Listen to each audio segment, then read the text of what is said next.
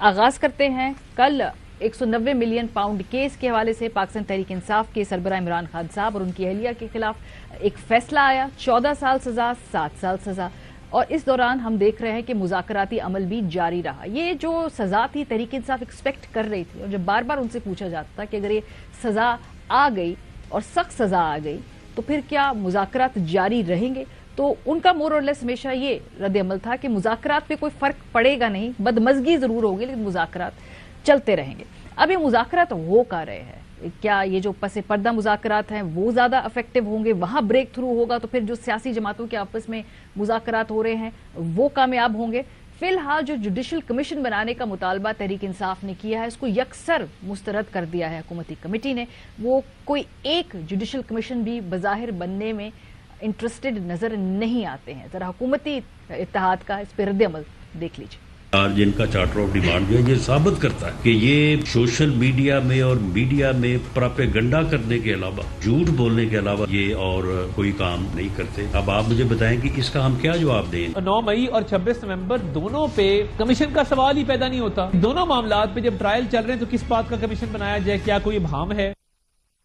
क्या ये सिर्फ एक फॉर्मेलिटी है और असल मुज़ाकरात कहीं और हो रहे हैं? तहरीक इंसाफ ने तहरीरी मुतालबात पेश तो किए हैं, लेकिन जो दूसरे मुतालबात हैं, जो दूसरे मुज़ाकरात हैं, उनसे उनकी ज्यादा उम्मीदें हैं। ये सवाल बैरिस्टर गौर से पूछा गया, सलमान अकरम राजा साहब से पूछा गया। सबका ये ख्याल है कि ज्यादा उम्मीद उन मुज़ाकरात से उन्हें है। जरा सुनिए। मुज़ाकरात चाहे फ्रंट डोर से कामयाब हो चाहे बैक डोर से कामयाब हो, लेकिन मुज़ाकरात हर सूरत कामयाब हो। हुकूमती कमेटी से मुज़ाकरात के ऊपर अब कितने पुरुमीद हैं? बहुत ज्यादा नहीं। और जो गंडापुर साहब की बातचीत है उससे कितने पुरुमीद? देखिए वहाँ मुमकिन है कि बात हो जाए। पता चला कि वो मीटिंग हुई है, एक दरवाजा खुला है, एक दिन में भी सॉल्व हो सकता है सारा कुछ, थोड़ा वक्त भी ले सकता है, लेकिन अच्छी बात यह है कि एक डायरेक्शन शुरू हुआ है। ये जो दरवाजा खुला है इससे हमें हुकूमती कमेटी थोड़ी अननर्व्ड दिखाई दे रही है। आज इरफान सिद्दीकी साहब ने बज़ाहिर बहुत ज्यादा डिस्प्लेजर का इजहार किया और उन्होंने कहा ये क्या 2-3 मुख्तलिफ खिड़कियां दरवाजे खुले हुए हैं, जहां मुज़ाकरात हो रहे हैं वहीं होने चाहिए हैं। क्या इसके बाद ये मुज़ाकरात का अमल मुतासिर हो सकता है? PMLN क्या दोबारा इस मामले पे अपनी पोजीशन को वे इन करेगी या रीवैल्यूएट करेगी? लेकिन बहरहाल अभी वो इस बात से काफी अपसेट हैं कि एक से ज्यादा खिड़कियां या दरवाजे खुले हुए हैं। इरफान सिद्दीकी साहब का मौक़िफ़ सुनिए।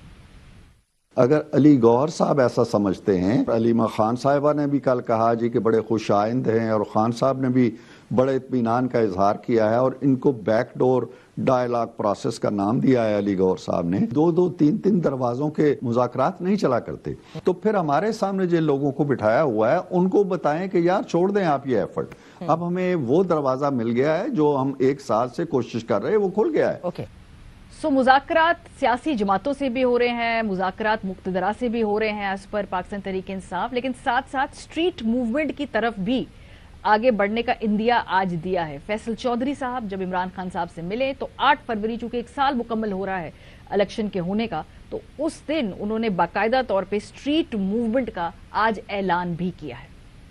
इमरान खान साहब ने 8 फरवरी को पूरे मुल्क में और पाकिस्तान तहरीक इंसाफ को और अली अमीन गंडापुर साहब को स्पेशली ये हिदायत जारी की हैं कि पेशावर में हम पूरे KP से बहुत बड़े एक जो काफिले हैं वो पेशावर में जमा होंगे और हम यौम सियाह मनाएंगे और उस दिन हम शटर डाउन की भी कॉल देंगे।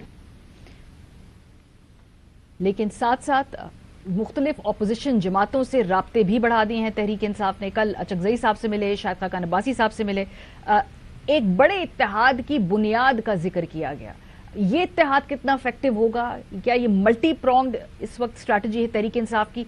इस इत्तेहाद से मुतालिक जो मुख्तलिफ उस मीटिंग में बैठे लोग हैं उनका क्या मौक़िफ़ है, सुनिए। ये अलायंस जो है सिर्फ और सिर्फ आइन की बालादस्ती के लिए, वकला, जर्नलिस्ट, ताजर, इवन रिटायर जजेस एंड जनरल्स, हम उनको दावत देंगे और हम सब मिलकर कलेक्टिव विजडम से एक ऐसा रास्ता लें जिसमें हम सब की खैर हो। मुल्क में कानून की हुक्मरानी के लिए, रूल ऑफ लॉ के लिए, मुल्क में एक सही मानों में जमहूर यानी डेमोक्रेसी के लिए जद्दोजहद की जाए, जिसका 1 पॉइंट एजेंडा है रूल ऑफ लॉ।